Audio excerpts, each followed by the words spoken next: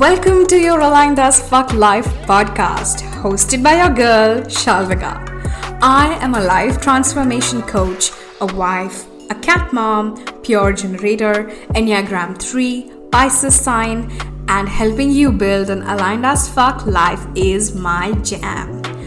Out in this world, we believe that there are no set rules for building a life, career, and business. That we are all unique and we should be able to embrace our uniqueness in everything we do while shedding all the rules or bullshit rules one at a time. We will talk all things mindset, manifestation, healing, energetics, rituals, success, and so much more. I believe that I can have it all and you can too. Ready for an episode that will take you one step closer to your aligned as fuck life? Let's get started. Hello and welcome to episode 19 of your Aligned as Fuck Life with Shalvika. This episode is an introduction to human design. If you've been around my world on Instagram or follow my email list, you know that I am a massive fan of human design. And this interview was actually done sometime last year with my then coach, Abigail. And she is the one who taught me so much about human design, and it's been such a game changer for me, honestly. But I'm not going to take too much of your time because I really want you to listen to Abby's interview. I'll probably do another podcast episode sharing my experience with human design, but without further ado, here you go. Hi! Hello. How are you? Apparently, I'm good. Set myself up. Gotta pick a cute filter because we're in. Yes. We're here. Yeah. I'm so excited we're doing this. Me too. How are you? I haven't seen you yet this week. I know. Hello. Hi, Abby. Yeah, I know. We haven't seen each other this week. So anyway, for everyone who's hopped on, this is Abigail, and this is a very special edition of Aligned as Fuck because she's my coach, and I'm just like so grateful for all the things that she's helped me get to it. So yeah, that's all I wanted to start with. So Abby, do you want to just tell us a little bit about what you do before we hop into all the juiciness? All the juiciness. So yeah, my name is Abigail, and I am a business coach for entrepreneurs, but not like a lame, boring strategy business coach. I do not fuck with any of that. I'm really interested in helping you figure out your own strategy, and I use human design for that a ton. I've used it for myself. I've used it with all of my one-on-one clients, and I started offering like breakthrough sessions to work with people just around human design. Because for me, when I found human design, it was like this crazy radical permission slip where everything I had been doing, like I didn't feel like I was allowed to do things the way I wanted to do them because I wasn't seeing other people doing it. And so I was like, I need to be consistent. I need to pick something. I need to stick with it. I need to stop creating all of these like other programs and just have like, a signature offer.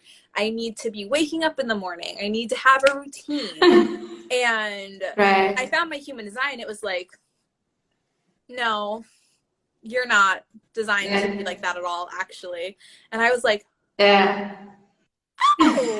There's so much validation happening when you do your human design chart. Because it was like all of these things that didn't feel like me. Human design was like, you're right, they're not. And all the things that did feel like me that I didn't think I was like allowed to do, human design was like, oh yeah, no, you can. You're good. You can do that. I was like, oh my God, wow. Okay, so I really do get to like be the way I just am, which was just so freeing, honestly. Yeah. And I think it's also a very amazing way to create your unique space in this world. Maybe even if you are an online business owner or, even in your life, it's so in alignment with who you are, that it just leads to your own unique thing in life. Exactly. And I know a lot of entrepreneurs will really struggle with like comparison, and human design was like this cool thing where you don't need to compare, because it's like that saying, I think Nicki Minaj says it, where she was like, you can't compete where you don't compare. And she meant it as like a diss, but I took it as like like, why would I want to compete with like a manifestor when we operate completely fucking differently? That's never going to feel good. We're running different races. Like, we're not even operating the same vehicle. Why would we be like, why would I measure myself to how they're doing it? And same with like generators comparing themselves to manifesting generators who skip steps and pivot really often and like just zoom around like a fucking maniac, right? They'd be like, oh, I'm not going fast enough. And it's like, no, you're going the pace you're designed to go. You're taking the steps you're designed to take. And it's just so freeing. Oh my gosh, there's a lot of people hopping on. Hi guys. I know, there's so many. It's fun. Hello. Thank you so much to be here. And if you have any questions, just pop on the questions in the comment section so that we can take those one by one. Yeah, we're both generator types, so we both respond. So like, please. We love questions. Yeah, absolutely. So do you want to start with maybe the types that we have so that, people who are new to this whole idea of human design can get an idea? Okay, so if you are brand new to human design, go to mybodygraph.com, put in your birth info, and that will tell you your type, your strategy, your authority, all of that. So if this is brand new to you, wait till after the live because it'll like cut you off, obviously. But go look it up and then, apply the information. And so there are 5 types in human design, and it's really just 5 different types of people that have different strategies. So there's manifestors. The way I was taught this was teaching like with like a town analogy. And so if we're building a town, then the manifestor, they're the like developer. They're driving down the road. They see this big plot of land and they're like, oh, something could go here. I also like to describe them as like the party planner.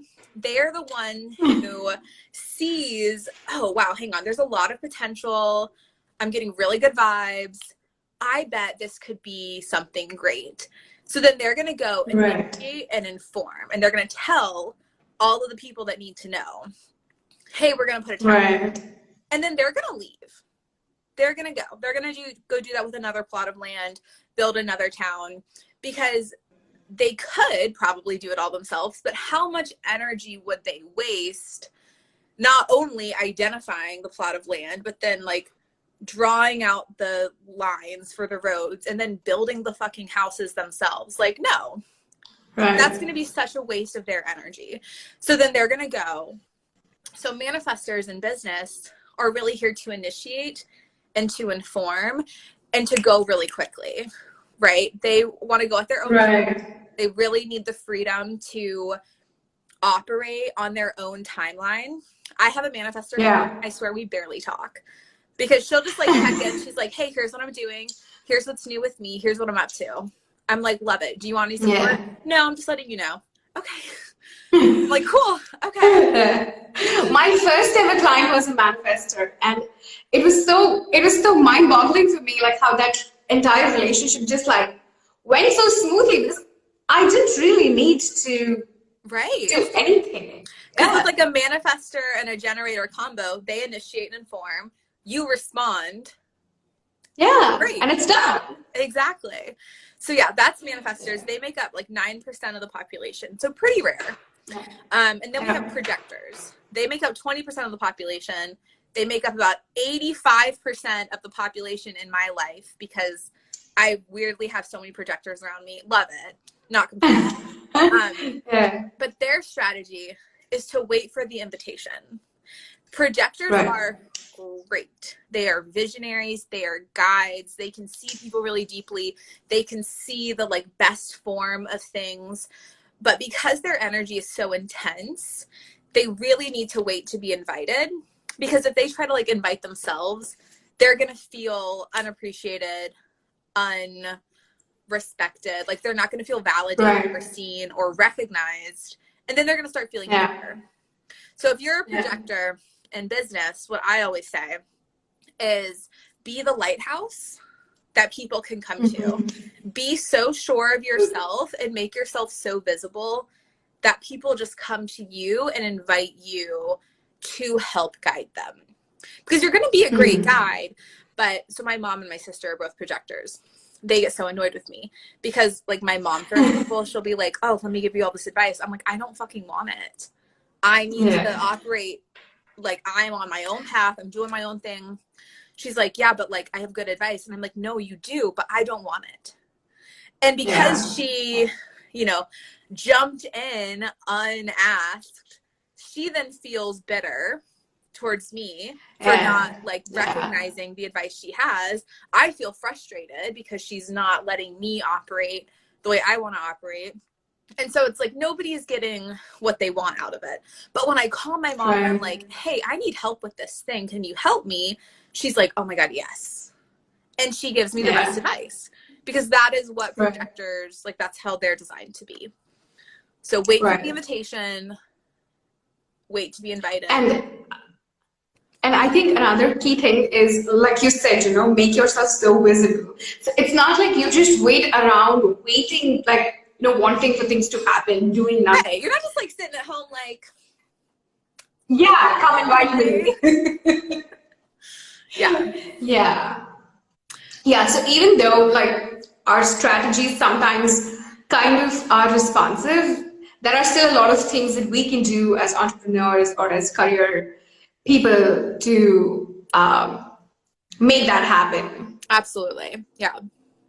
So then we come to me, the manifesting generator, which is a combination of a manifestor and a generator. So a generator, their strategy is to respond. Manifestor strategy is to initiate and inform. Manifesting generator does both. So what that looks like in business, if you're an MG, you'll find that you want to pivot a lot. You don't want to be locked into, I'm getting a lot of hearts. You guys are really resonating with that. Yeah. You don't want to be locked into, I know. like, you know, one or two things. You don't want to be doing the same thing all the time. Because if we're talking about like the town example, let's say you're being tasked to build like a street of houses, right? The generator is going to build the foundation of every house. Then they're going to build the front of every house. I hate it when it comes on these. And then we're going to build windows in. We're going to paint the walls. And that's a generator, right? They're going step by step, very very systematic. Finished product is beautiful.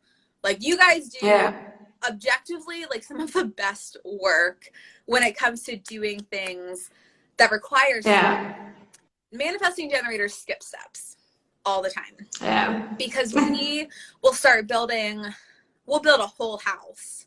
And then we'll be like, okay, here's what I liked about that. And here's what I didn't like. So then they go build the second house, kind of similar, but they tweak some things. And then they want to go build another house. And again, kind of similar, but they're going to learn from what they didn't like about the first two houses. So we're going to get two very different rows of houses. They're both great. They're both equally worth, equally valuable, but the process to get there is very different. So if you're a generator and your coach is a generator, you're going to feel frustrated that your coach is like telling you to do the same couple things, you know, each week. And you're going to be like, well, I just want to, what about this program? And what about this program? And what about that program? And I have so many ideas for this, this, this, and this. That's great. Chances are you have the energy to actually implement and act those out, right? Whereas generators, they are here to really be, I have my notes and I don't know why. I'm not even looking at them. It's like a security. That's okay. But generators are here to respond, right? And they go very step by step. They're here to be like the king or queen of their thing.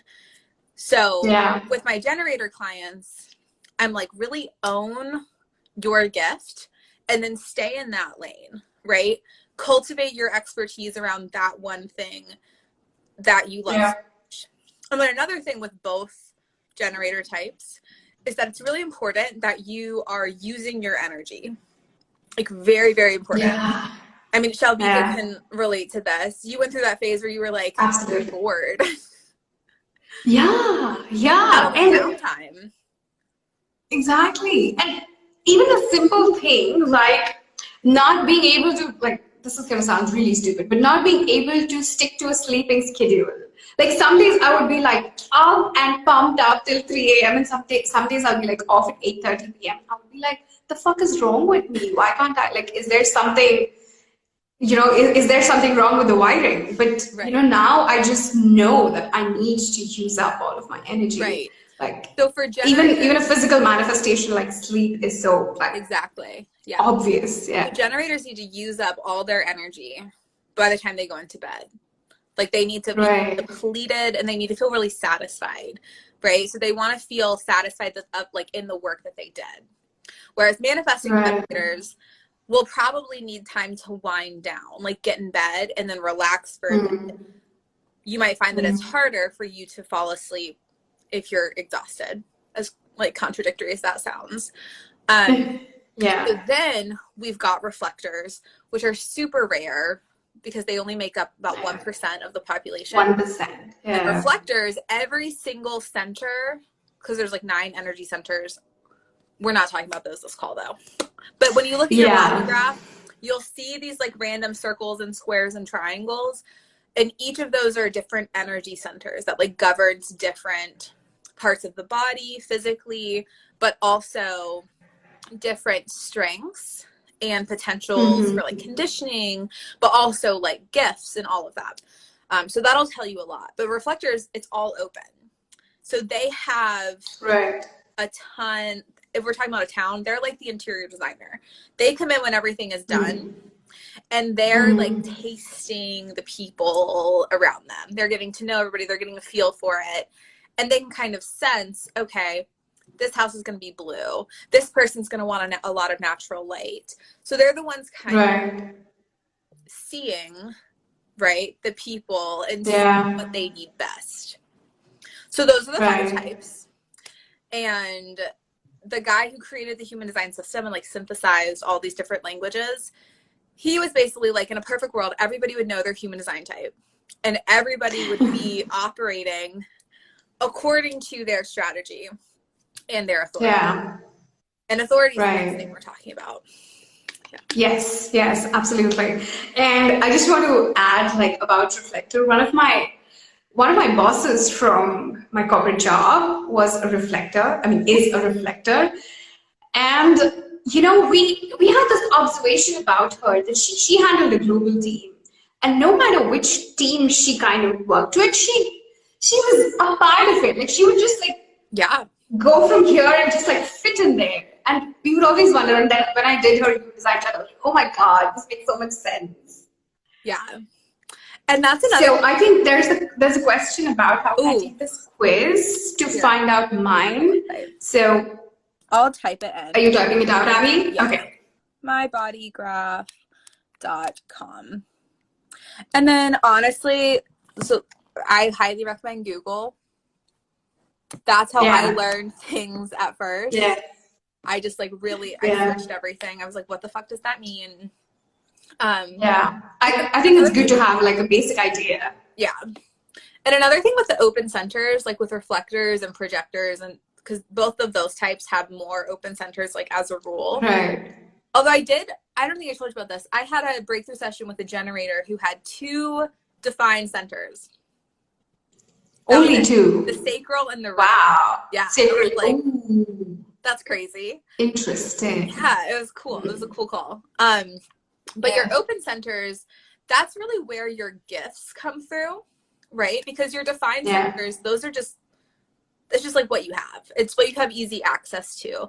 I have like a defined sacral. I can easily access sacral energy. It's just there. I don't have to think about it. It's very like intuitive. With your open centers, this is not only what you're designed to like learn in this lifetime, but also what you're designed to teach others. So I have an open heart center, an open like ego center, which is sort of like the worthiness center. Mine being open means that's been one of my biggest struggles, but it's also the biggest lesson I bring to my clients, right? Yeah. So your open Yeah. centers, like those are the gifts you're here to learn, whereas your defined centers are the gifts you came into the world with. Right. That's how I like to look at it. Right. And then how do you use that? Like, say, I go to mybodygraph.com and I figure out that I have these 4 open centers. So what do I do with that? So on the My Body Graph, it'll give you a couple questions to ask yourself for like your not self theme, which is what happens when I, on in fact, have like, ooh, what is that? Can you see those sheets? Yes, I forgot you have those written down. I have those written down in my office. Yeah. So like, okay, here's an example. At the like bottom right of the body graph, there's a little triangle. That's the solar plexus. That's the emotional center. So if you have an open emotional center, the question it'll ask you is, does the truth have to hurt? Which kind of feels aggressive. But really what it means is, does confrontation, does talking about emotions, does bringing up like a hard conflict, right? Does it have to be painful? Right. Or are we just creating stories? Because the open centers are also where we're going to create the most stories. So we're going to receive the most conditioning from other people. Right. And so it's just important to know with your open centers especially, am I taking on energy that's maybe not mine?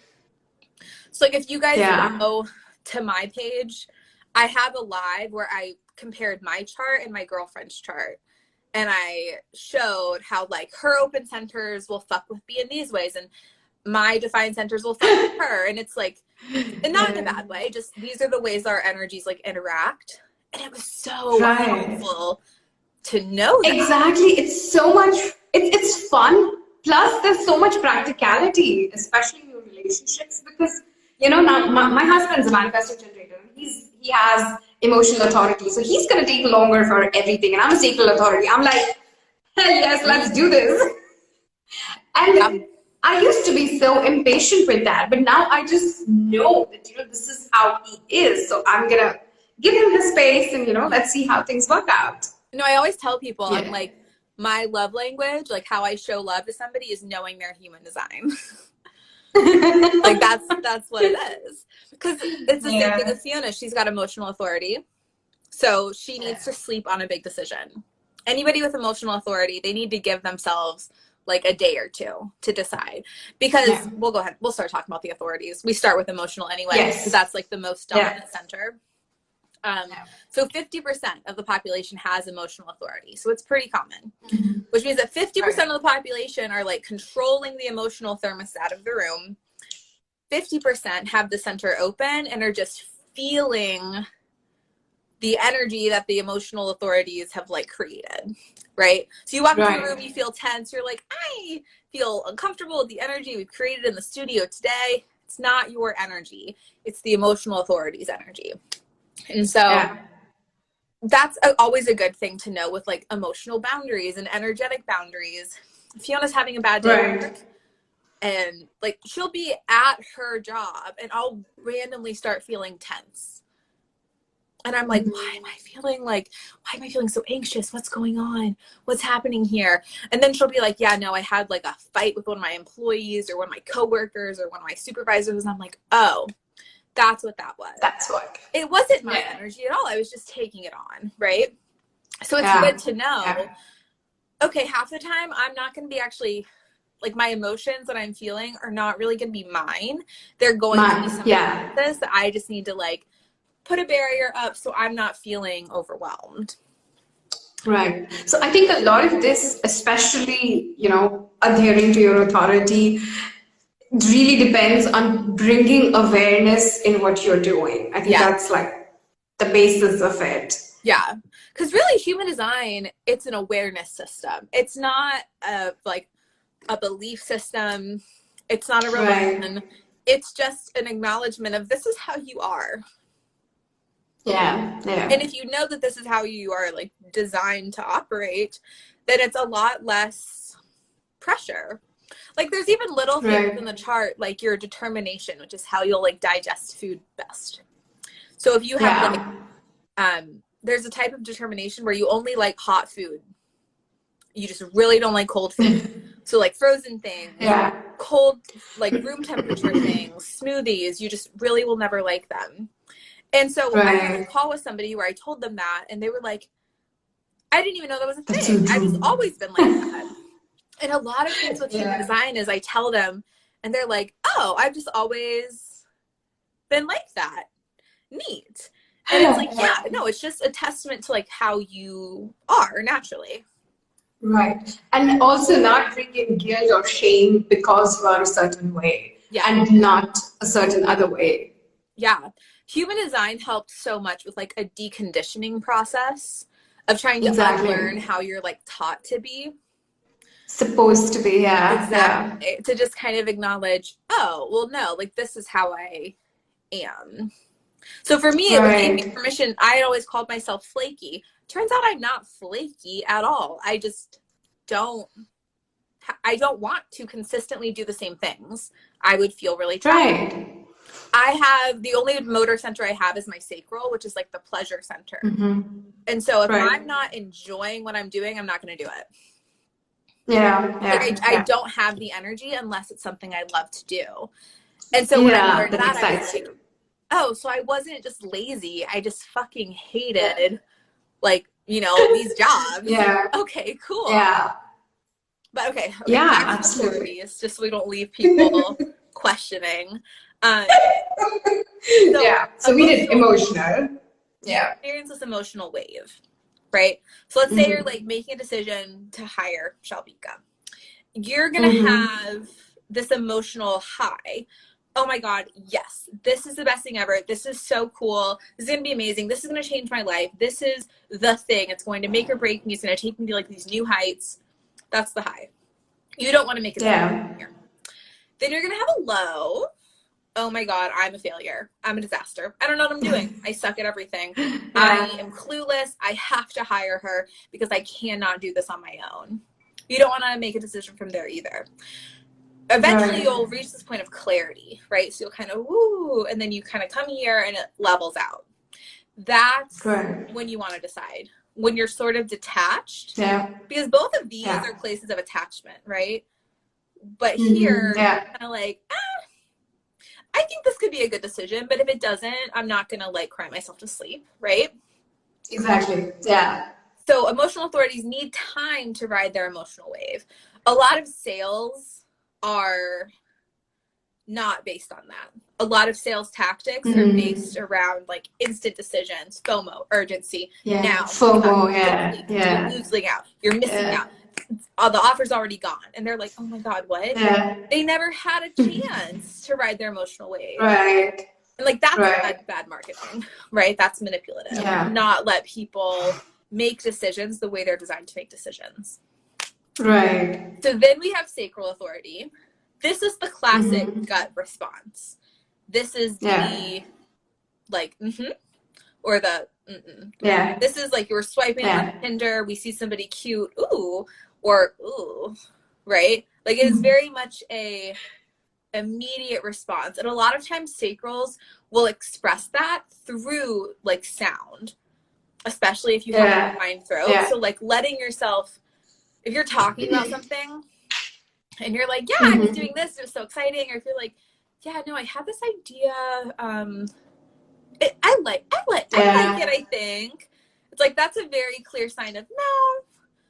So that's with my clients too that are sacral, where it was like, yeah, no, I had this idea for an offer.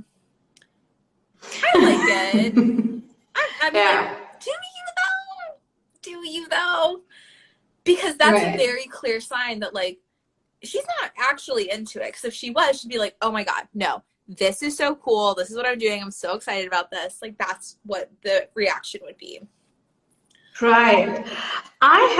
This is very funny for the longest time. And it just came back to me. For the longest time, I would meet people the first time and I'd be like, oh, I don't like that guy. Or, oh, I don't like her. And people would be like, you don't even know her. You don't even like have any idea. And I'm just like, no, it's just a feeling. And I would actually feel so guilty that I don't give people a chance. I'm just like jumping to conclusions. And now I know that it was my sacral going, hell yes or hell no. Exactly. Yeah. And that's another thing for sacrals. If it's not a hell yes, it's a no. Like at the very least, it's a not right now. Yeah. Right. And so then we have splenic or splenic, depending on who you talk to. And this is reserved for manifestors and projectors. And it's if you have a defined spleen. And this is like an instant response, an instant knowing, followed by a really big wave of fear. Right. So for splenic people, they're going to be like, do I want to write this book? Yes. Oh God, that's terrifying. I don't know how I could do that. I don't have the resources to do that.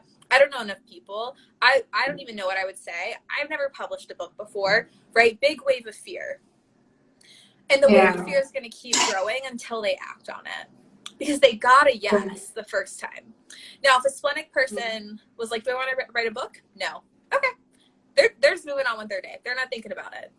So a good kind of like cheat sheet for splenic authority is if you're still thinking about it a couple days after, it's a yes. Like so a yes. Yeah. So then we have, these are rarer types that I don't see a lot more, but there's ego authority, which is like self authority, the classic follow your heart. This is just for projectors, but it's really like a, do I feel led? Do I feel called? Do I feel pulled to this?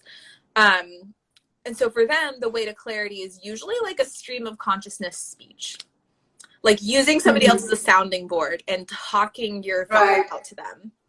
So my mom has this authority. So when she's making decisions, I'll encourage her to just talk to me. And I don't give her advice. It's not a conversation. She's talking at me, right? But so that's another thing where the awareness really helps. Because if you know, they just need me to listen. They don't need me to contribute. Well, the conversation's going to go very differently than if they're like, they need me to help them make this decision. Like, no, they're good. They're self-projected. They'll figure it out on them, like on their own. Right. You're just a sounding board. That's all you are. Exactly. They could talk to a cardboard cutout and it'd be just as effective. Yeah. And then there's lunar authority, which is for reflectors, which is the 28-day. Right. It's kind of a joke because reflectors, because they have no defined centers, they don't really have an inner authority, right? So for them, it's waiting a full lunar cycle, right? 30, 60, 90 days, giving themselves plenty of time to make decisions, which is why a lot of people, I always recommend that their launches be at least a month long, because that allows people with lunar authority to have a full like decision cycle. Right. Yeah. And I think that also translates, like if you are someone who has lunar authority, it also translates to just giving yourself grace. Like, it's okay, you take longer, you were designed to take longer. Exactly. I think that aspect of validation that human design brings in, it's amazing. Like, at least for me and for whoever like I've worked with, it's just been like, oh my God, yes. Give yourself the time you need. And that's another thing. There's so many people, like, emotional authorities make up most of the world. Most marketing is done for sacrals. So a lot of the messaging, especially in the business space, is very like pushy. And if you have emotional authority, you're not going to make an instant decision. Nobody should force you to make an instant decision. And if you're working with coaches or like talking to coaches who are trying to force you to make a decision, okay, run. Because they need to honor your process. But also you need to honor your own process, which comes from knowing your human design and like what that means for you. Exactly. And it all really boils down to taking action in such a way that you get to align with your authority. Yes, absolutely. Cool. Okay. This was fun. This was fun. I'm glad we got to do it. Since we had to reschedule. Yeah, I know, but that's fine. We finally got to do this anyway, so. Cool. Thank you so much, Abby. Thank you so much for being here and answering all the questions. And for whoever's watching this video, even for a replay, if you have any questions related to human design, you can hop onto Abby's profile and just Is that okay to just DM you, Abby? Yeah, send me a DM. Hit me up. Cool. I don't bite. Yeah. Ask. Yeah. That was always my joke. That's the only. That was always my joke. But okay. Cool. All right. Thank you so much. This has been lovely, and I will talk to you soon. Awesome. Love you. Bye. Love you too. Bye-bye. Thank you so much for tuning in today's episode. If you absolutely loved what you heard today, be sure to share it with me by leaving a review on iTunes so that I can keep the good stuff coming. And if you aren't already following me on social media, come soak up some extra inspiration and send me a hello on Instagram by searching @ShalvikaP. Also tagged in the show notes. I love and adore you so much, and I will talk to you super soon. In the meantime, continue building your most authentic and aligned as fuck life. Ciao!